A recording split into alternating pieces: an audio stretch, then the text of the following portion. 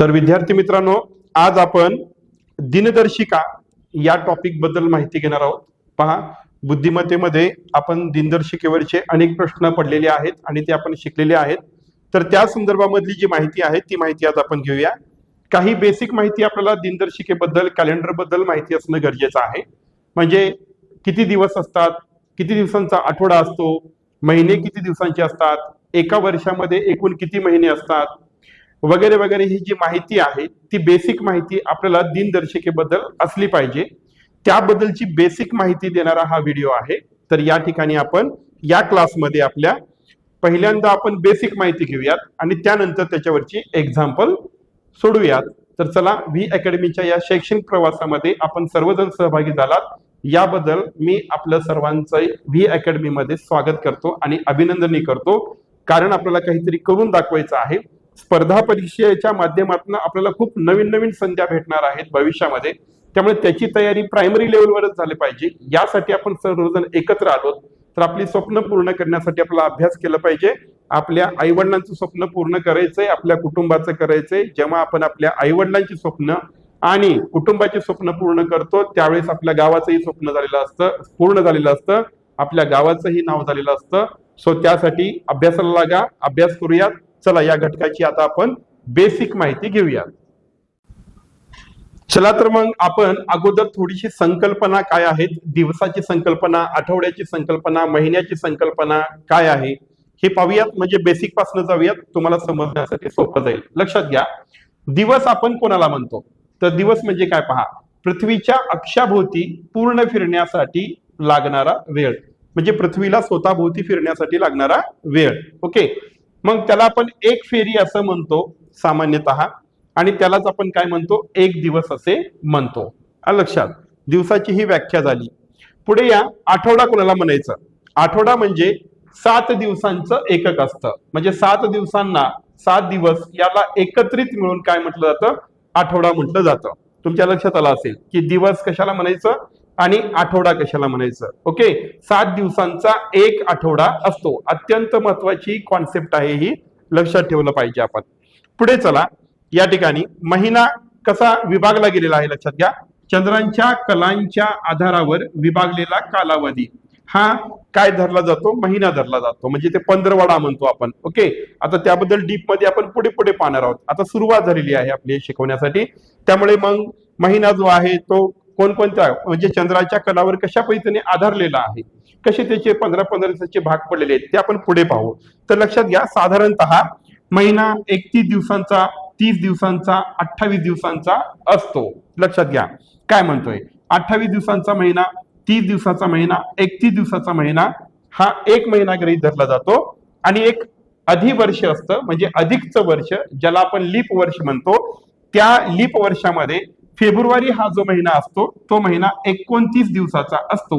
आणि जे साधे वर्ष असतात, म्हणजे लीप वर्ष नसतात, त्या वर्षामध्ये जो फेब्रुवारी महिना आहे तो 28 दिवसांचा असतो। तर आपल्याला इथं असं म्हणता येईल की 28, 29, 30 आणि 31 अशा दिवसांचे काय असतात? महिने असतात। म्हणजे काही महिने हे 30 दिवसाचे असतात, काही महिने 31 दिवसाचे, काही महिने 28 दिवसाचे, काही महिने 29 दिवसाचे। तर सर्वसाधारणपणे लक्षात ठेवण्यासाठी आपण 28 दिवसांचा महिना, 29 दिवसाचा महिना, 30 दिवसांचा महिना, 31 दिवसांचा महिना, यापेक्षा जास्त दिवसांचे महिने नसतात आणि यापेक्षा कमी दिवसाचे महिने नसतात, हे तुम्ही लक्षात ठेवा। ओके, देन 28 आणि 29 दिवसाचा जो महिना आहे तो स्पेसिफिकली फक्त फेब्रुवारी महिन्यातच हे इतक्या दिवसांचा महिना येत असतो। साधारण वर्ष असेल तर फेब्रुवारीमध्ये 28 दिवस आणि लीप वर्ष असेल तर फेब्रुवारीमध्ये 29 दिवस, इतकं मात्र तुम्ही लक्षात ठेवा।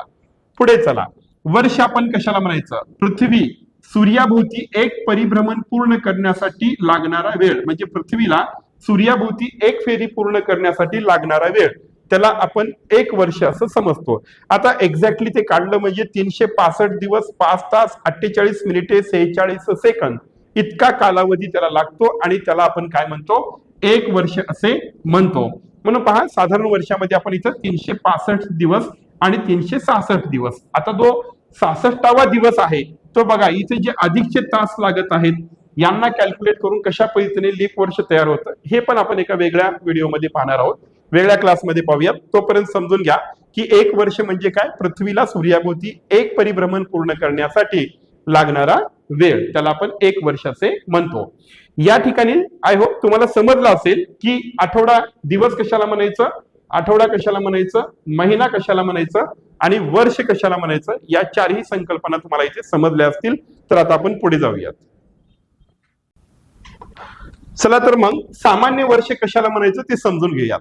बघा, ज्या वर्षामध्ये एकूण 365 दिवस असतात किंवा दिवस येतात त्या वर्षाला आपण सामान्य वर्ष असे म्हणतो. तर 365 दिवस बघा ज्या वर्षामध्ये असतात त्याला आपण सामान्य वर्ष म्हणतो.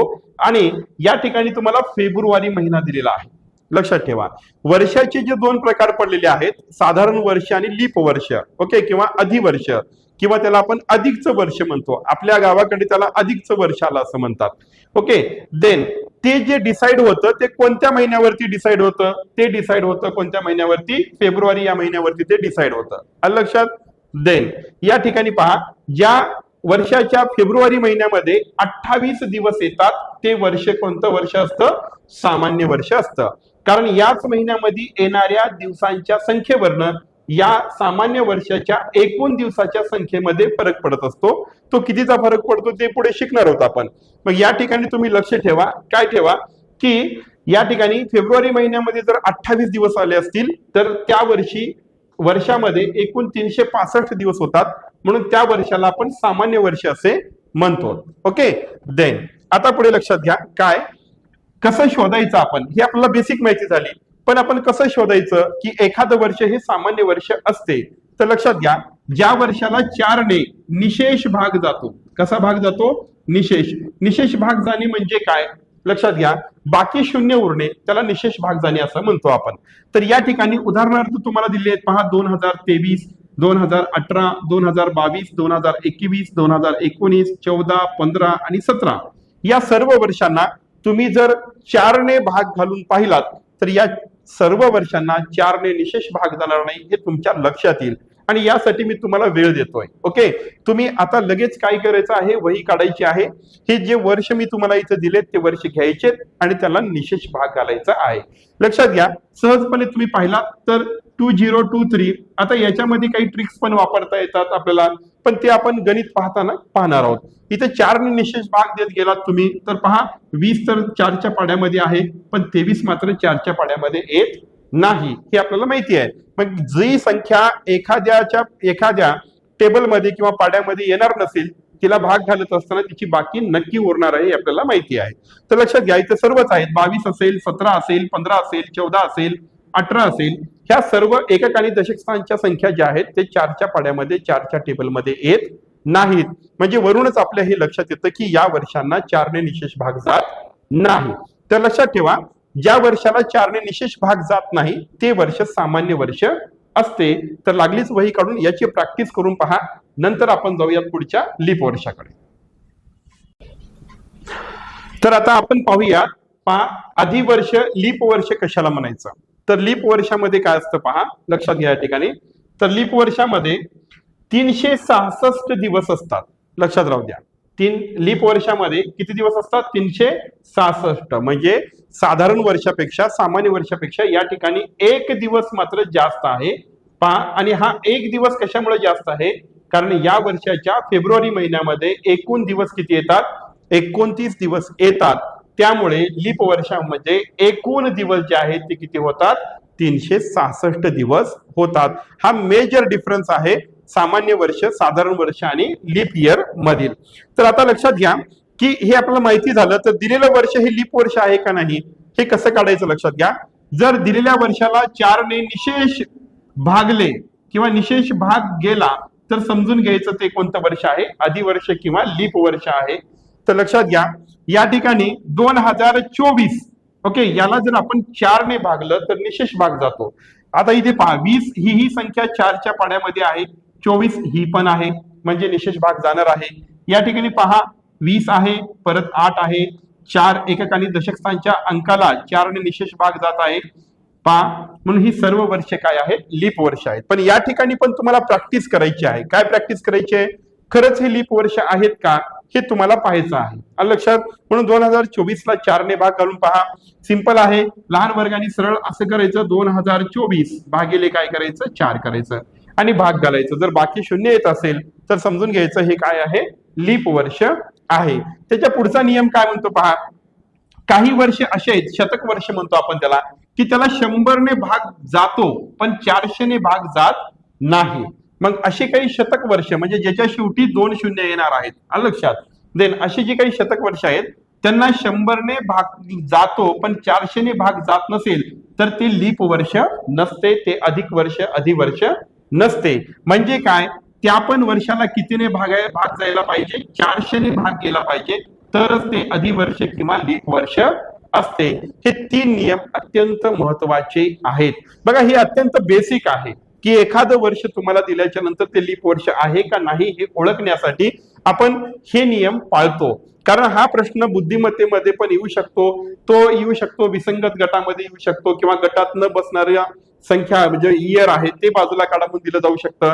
त्यामध्ये 3 हे सामान्य वर्ष दिले जाऊ शकतात, साधारण वर्ष, आणि 1 लीप वर्ष दिलं जाऊ शकतं, किंवा 3 लीप वर्ष दिले जाऊ शकतात आणि 1 साधारण वर्ष किंवा सामान्य वर्ष दिलं जाऊ शकतं. म्हणून हे नियम आपल्याला लक्षात असणं खूप गरजेचं आहे. या नियमांचा आपण सराव केला पाहिजे आणि सराव करून हे नियम लक्षात ठेवले पाहिजेत. आय होप तुम्हाला या ठिकाणी सामान्य वर्ष आणि अधिवर्ष म्हणजे लीप वर्ष यातला फरक समजला असेल. तर आपण पुढील नियमाकडे जाऊया. हे पहा, या ठिकाणी दिवसांसाठी सामान्यत वापरले जाणारे कोड पहा, दिवसांसाठी आहेत, महिन्यासाठी आहेत आणि वर्षासाठी आहेत. याही पद्धतीने आपल्याकडे उत्तराकडे जाता येतं. इथे मी तुम्हाला फक्त आता सध्या दिवसांसाठी सामान्यपणे वापरले जाणारे जे कोड आहेत ते कोड देतोय. पहा, रविवारसाठी 0 वापरलं जातं, सोमवारसाठी 1, मंगळवार 2, बुधवार 3, गुरुवार 4, शुक्रवार 5 आणि शनिवार 6. ओके, काही ठिकाणी तुम्हाला रविवारसाठी 7 हा कोड दिलेला दिसेल, पण आपण पुढे त्याचं एक्सप्लेनेशन पाहूयात. तर साधारणपणे लक्षात घ्या, रविवार 0, सोमवार 1, 2, 3, 4, 5 आणि 6 लक्षात ठेवण्यासाठी सोपा आहे. रविवारी 0 पासून सुरुवात करा, शनिवार पर्यंतचे कोड तुमच्या लक्षात राहतील. आता चला पुढे जाऊयात परत. या ठिकाणी वर्ष बदलल्यावर दिवस किती पुढे जातो हे दिलेलं आहे. पहा, या ठिकाणी जर सामान्य वर्ष असेल, सामान्य वर्ष जर बदललं आणि आपण पुढच्या वर्षी जर जात असेल तर पुढचा वर्ष जो आहे तो काय होतो, 1 दिवसांनी पुढे जातो. आता हे इथं पहा, असं बेसिक शिकवत असताना लक्षात येत नाही, उदाहरण घेऊन आपण शिकू लागलो की मग ते लक्षात येतं. पण महत्वाचं आहे की तुम्हाला अगोदर बेसिकली जे नियम आहेत ते सांगणं गरजेचं आहे. म्हणून लक्षात घ्या, सामान्य वर्ष असेल तर पुढचा वर्ष 1 दिवसाने पुढे जाणार आहे, आणि अधिवर्ष किंवा लीप वर्ष जर असेल तर मात्र त्यानंतर येणारा जो वर्ष आहे तो किती दिवसांनी पुढे जाईल, 2 दिवसांनी पुढे जाईल. हा बेसिक अत्यंत म्हणजे काय केले आपण तुम्हाला समजण्यासाठी छोटे छोटे नियम जे आहेत ते असे बाजूला काढलेले आहेत, जेणेकरून मुख्य नियमावरती तुमचं काय झालं पाहिजे, फोकस झालं पाहिजे आणि तुम्हाला ते समजण्यासाठी सोपंही गेलं पाहिजे. त्यासाठी आम्ही हे पूर्ण असं ब्रेक करून छोटे छोटे तुकडे करून तुम्हाला आम्ही देत आहोत. म्हणजे खूप मोठी वाटणारी संकल्पना, खूप अवघड वाटणारी जी संकल्पना आहे तिचे छोटे छोटे तुकडे करून आम्ही तुम्हाला देत आहोत, जेणेकरून ते सहजपणे आपल्या मेंदूला पचतील. लक्षात घ्या, आपण जेवण करताना काय करतो, खूप मोठा घास घेतो का, घेत नाही. जरी आपण मोठा घास तोंडात घेतला तरी त्याचे लहान लहान तुकडे करतो. त्याचं कारण काय, सायंटिफिक रिझन, जितकं बारीक केलं तितकं पचण्यासाठी आपल्याला ते काय होतं, डायजेस्टेबल असतं. त्याच पद्धतीने अध्ययनाचं पण तसंच आहे, शिक्षणाचंही. अधिक अवघड वाटणारी संकल्पना जर आपण तिला ब्रेक करू करू करू छोट्या छोट्या भागामध्ये शिकत गेलो तर ती आपल्या मेंदूमध्ये चांगली पक्क घर करून बसते, आणि मग त्यावरची प्रश्न परीक्षेमध्ये सोडत असताना आपल्याला ते आठवण्यासाठी आणि स्मरण करण्यासाठी सुद्धा अवघड जात नाहीत. तर चला, इथे हे लक्षात ठेवा, सामान्य वर्ष संपला असेल, पुढील वर्षात जायचं असेल तर 1 दिवसांनी पुढे, आणि लीप वर्ष संपला असेल, पुढील वर्षात जायचं असेल आपला तर ते 2 वर्षांनी पुढे, 2 दिवसांनी पुढे. ओके, कारण काय, इथे 365 दिवस आहेत आणि इथे 366 दिवस आहेत. या 365 दिवसामुळे का 1 दिवस पुढे जातो आणि 366 दिवसामुळे का 2 दिवस पुढे जातो याचं एक्सप्लेनेशन आपलं पुढे येणार आहे. चला मित्रांनो, आता आपल्याला काय करायचं पहा, इथं आम्ही सामान्य वर्षाची उदाहरणं आपल्याला शोधून काढायची त्याच्यामधली. ओके, इथं तुम्हाला काही वर्ष दिलेले आहेत, इसवी सन दिलेले आहेत, इयर दिलेले आहेत. आता यांना काय करायचं, आपल्याला 4 ने भागत नाहीत अशी वर्ष आम्ही दिलेत, पण त्याचं कन्फर्मेशन करणं गरजेचं आहे, प्रॅक्टिस करून घेणं गरजेचं आहे. आलं लक्षात?